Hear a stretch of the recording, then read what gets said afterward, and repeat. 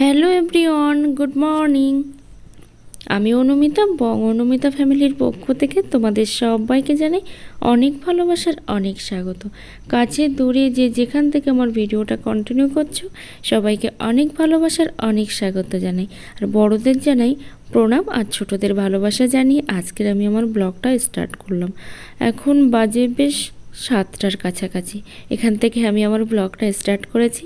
আর এই পর্যন্ত যদি আমার ভিডিওটা তোমাদের ভালো লেগে থাকে অবশ্যই কিন্তু লাইক করতে ভুলো না।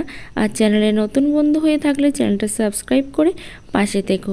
একটা লাইকেই পারে আমাকে আরও 5 জনের কাছে পৌঁছে যেতে। আর তোমাদের ভালোবাসা আর আশীর্বাদ থাকলে আর ভগবানের আশীর্বাদ থাকলে কিন্তু আমি অনেকের মধ্যেই পৌঁছাতে পারবো। তো তোমাদের সাথে গল্প করতে করতে আমি অনেকটা কাজ সেরে নিয়েছি। এদিকে চাও বসিয়ে দিয়েছি। আমাদের বাড়িতে কিন্তু আবার দুধ চাও হয় না, সবসময় র চাই হয়। তো এখানে একজন এসেছে জেরক্স করতে, তাই জন্য আমি জেরক্স করছি এখন। আর আমাদের কোনো দোকান নেই, একটা জেরক্স মেশিন আছে। অনেক দিনের ইচ্ছা ছিল আমার যে কিনবো, তাই প্রায় বছর 3 হলো আমি মেশিনটা কিনেছি। তো সবসময় হয় না, মাঝে মধ্যে টুকটাক করে 1-2 টাকা 4 টাকার জেরক্স কিন্তু হয়। তো এটাও আমার বেশ ভালোও লাগে। আর কি বলতো, আমার হাজব্যান্ডকে দেখাচ্ছিলাম, একজনের একটা বাকি ছিল, তো সেই বাকিটাই দেখাচ্ছিলাম। এদিকে তোমাদের সাথে গল্প করতে করতে এদিকে আমি কাজটা অনেকটাই কিন্তু গুটিয়ে নিয়েছি। এই যে সাজিয়ে গুছিয়ে নিচ্ছি, কারণ একটু সাজানো গোছানো থাকলে বেশ ভালোই লাগে। কিন্তু ওই যে একটা ফ্যামিলিতে যদি একজন গোছানো আর সবাই অগোছালো থাকে, সেখানে কিন্তু কোনো প্রকারেই জিনিসগুলো গুছিয়ে রাখা পসিবল হয়ে ওঠে না। আমার ক্ষেত্রেও ঠিক তেমনই। এই হয়তো গুছিয়ে রাখলাম, ওই কিন্তু আবার এলোমেলো হয়ে যায়। তো এখানে আমি নদীর মাছের মধ্যে লবণ আর দেব হলুদ। তো এই লবণ আর হলুদ মাখিয়ে অন্তত মিনিট 10 কিন্তু রেখে দিলে মাছের মধ্যে থেকে একটা জল বেরিয়ে আসে। আর সেই জলটা বেরিয়ে আসলে কিন্তু মাছটা একেবারেই কড়া করে ভাজা হয়ে যায়। আর তেল খরচাটাও কিন্তু অনেকটাই কমে যায়, সাথে সাথে গ্যাসটা কিন্তু অনেকটাই কম পড়ে। দেখতেই পাচ্ছ কত জল বেরিয়েছে। ওদিকে কড়াইটা গরম হতে দিয়েছি, আর এদিকে ভাবলাম যে জিনিসগুলো গুছিয়ে নিই, কারণ রান্না বসিয়ে অন্যান্য জিনিসগুলো গুছিয়ে নিলে না কাজটা অনেকটাই কমে যায় আর খুব তাড়াতাড়ি হয়ও। তো আমার শুধু এইটুকুই জিনিসপত্র, এই একটা র্যাক আর ওই যে ওপরে একটা র্যাক দেখতে পাচ্ছ। তো অনেক কষ্ট করে কিন্তু কিনেছি। আর এই দিকে দুটো তক্তা দিয়ে আমি এরকমভাবে একটা শেলফ তৈরি করে নিয়েছি। কারণ মানুষ চায় হয়তো অনেক কিছু, কিন্তু সব কিছু তো আর করাটা সম্ভব হয়ে ওঠে না। কারণ সব কিছু সম্ভব হয় তখনই যখন ভগবানের ইচ্ছা থাকে।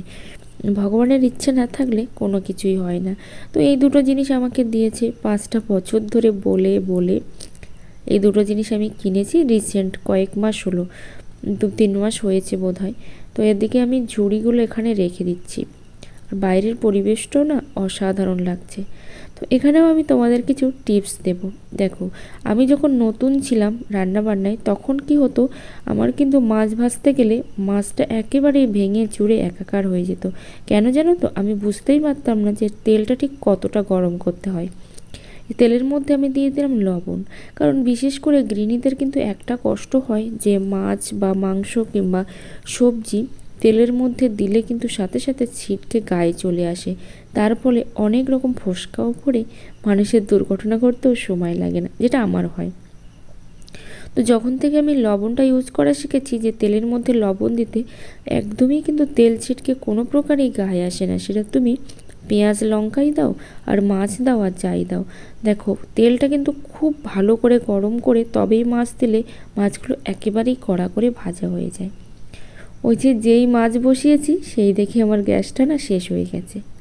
আর আমরা সচরাচর উনুনেই রান্না করি, কিন্তু মানে মাঝে মধ্যে না করতে ইচ্ছা করে না উনুনে। তো সেই জন্য 2-3 দিন করে গ্যাসে রান্না করি, কিন্তু উনুনে রান্না করতেও বেশ মজা আছে। আর আমরা গ্রামের মানুষ কিন্তু উনুনেই রান্না করতে বেশি স্বচ্ছন্দ বোধ করি।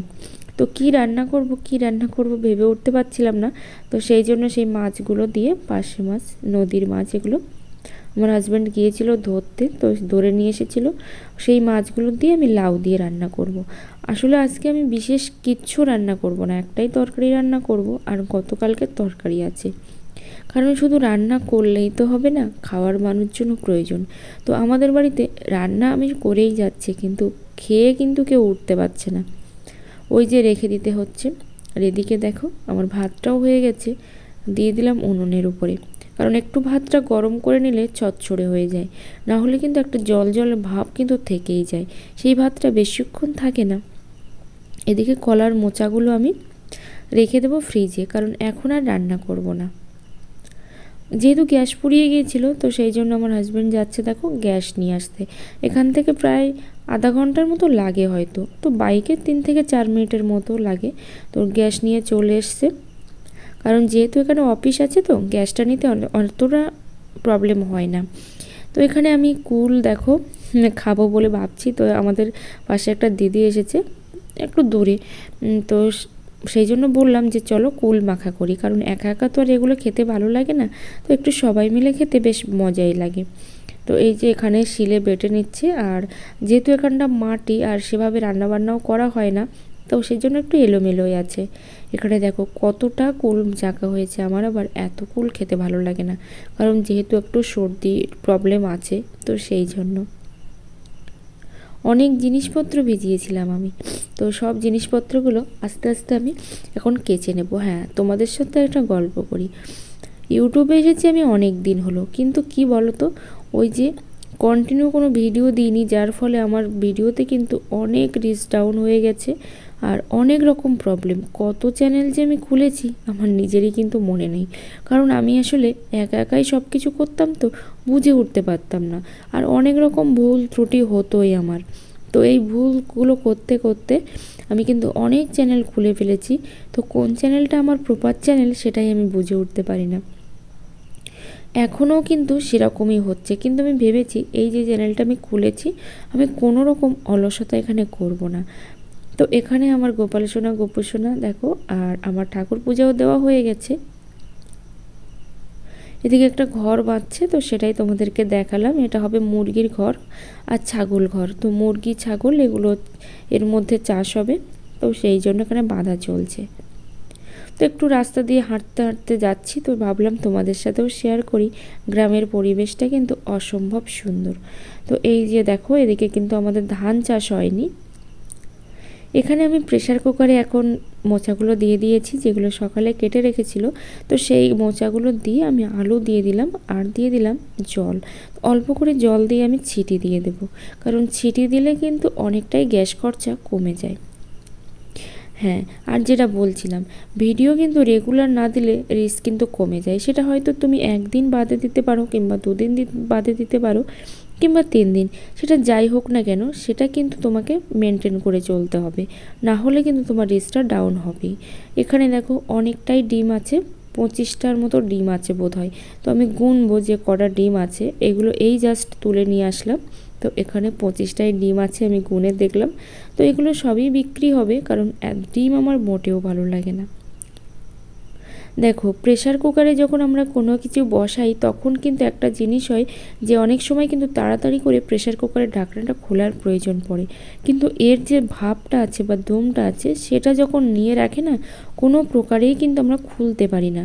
তো এভাবে যদি প্রেসার কুকারের ঢাকনার উপরে 1 থেকে 10 সেকেন্ড বা 20 সেকেন্ডের মতো যদি জল দেওয়া যায়, সাথে সাথে কিন্তু ঢাকনাটা এমনি নর্মালি খুলে যায়। তো তোমাদেরকে দেখাবো সেটা। এই যে দেখো নর্মালি কিন্তু খুলে গেল, কতক্ষণই বা টাইম লাগলো।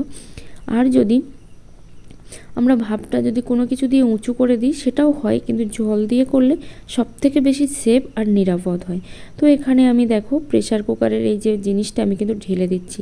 তার আগে একটা জিনিস খেয়াল করতে হবে, বেসিনের যে পাইপ আছে সেটা কিন্তু না প্লাস্টিকের হয়, তার জন্য আগে থেকে কিন্তু জল ঢালতে হবে, তারপর এই গরম জিনিসটা দিতে হবে, না হলে বেসিনের যে পাইপ আছে সেটা কিন্তু গলে নষ্ট হয়ে যাবে, আবার কিন্তু নতুন পাইপ লাগাতে হবে। সেই জন্য অবশ্যই আগে ঠান্ডা জল দেওয়া শুরু করবে, তারপর কিন্তু গরম জলটা উপর থেকে ঢালবে, তাহলে আর কোনো রকম প্রবলেম হবে না, বা পাইপটা কিন্তু গলে যাওয়ারও ভয় থাকবে না। আমরা অনেকেই করি যে সরাসরি কিন্তু গরম জিনিসটা ঢেলে দিই বা ফ্যান ঢেলে দিই, তো একবারও কিন্তু বুঝতে পারি না যে ওই প্লাস্টিকের যে জিনিসটা আছে পাইপটা, সেটা কিন্তু নষ্ট হয়ে যেতে পারে, তার ফলে আমাদের কিন্তু অনেকগুলো টাকা খরচাও হতে পারে। আজকে আমি দেখাবো তোমাদেরকে যে কিভাবে মোচার পকোড়া বানাই।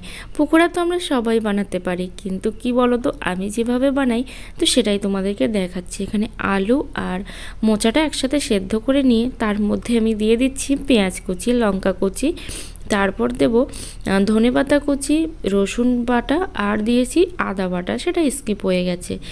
আর এখানে দেখো দিয়ে দিলাম আমি জিরে, মরিচ আর ধনিয়া গুঁড়ো। তো এটা আমার বাড়ির নিজের হাতে বানানো। তারপর দিয়ে দিলাম গরম মশলা গুঁড়ো। এবার আমি দিয়ে দিচ্ছি স্বাদ মতো লবণ, আর দিয়ে দেবো এখন আমি পরিমাণ মতো হলুদ গুঁড়ো। তারপর দেখো যেটা দিয়ে দিচ্ছি বেসন। এখানে তোমরা চাইলে বেসনের পরিবর্তে চালের গুঁড়োটাও দিতে পারো, না হলে কিন্তু কর্নফ্লাওয়ারটাও দিতে পারো, খুবই মচমচে হয়। এবার সমস্ত উপকরণগুলো আমি খুব ভালো করে কিন্তু মিশিয়ে নেব। তো এইভাবে করলে মোচার পকোড়া কিন্তু জাস্ট অসাধারণ লাগে। আমার তো ভীষণ ভালো লাগে মোচার পকোড়া খেতে। তো এভাবে কিন্তু খুব ভালো করে দেখো আমি ম্যাশ করে নিচ্ছি। এবার অল্প অল্প করে আমি তেলের মধ্যে ছেড়ে দিচ্ছি। আমি খুব অল্প পরিমাণেই এখানে তেলটা দিয়েছি, দেখো পুরোটাই দিয়ে দিয়েছি। আরও যে টিপসটা আমি তোমাদের সাথে শেয়ার করব, দেখো আমরা যখন কোনো কিছু ভাজি তখন কিন্তু আমাদের হাতে কিন্তু তেল ছিটকে আসে, বা তেলের ভাব কিন্তু আগুনের ভাবটা কিন্তু হাতে লাগে। তো সেই ভাবটা যাতে না লাগে তার জন্য এখানে আমি কেটে নিয়েছি বোতল। আর দেখো এখানে আমি এভাবে হাত দিয়ে কিন্তু ধরে নিচ্ছি। তার ফলে কি হবে, আমাদের যতই তেলটা যদিও ছিটকে আসে সেটাও কিন্তু আমাদের হাতে লাগবে না, আবার কিন্তু আগুনের যে ভাবটা সেটাও কিন্তু আমাদের হাতে লাগবে না। তো এখানে চাইলে তোমরা বোতলটা কিন্তু একেবারে বড় করে রেখে দিতে পারো, শুধুমাত্র পিছন সাইডটা কেটে নিতে পারো।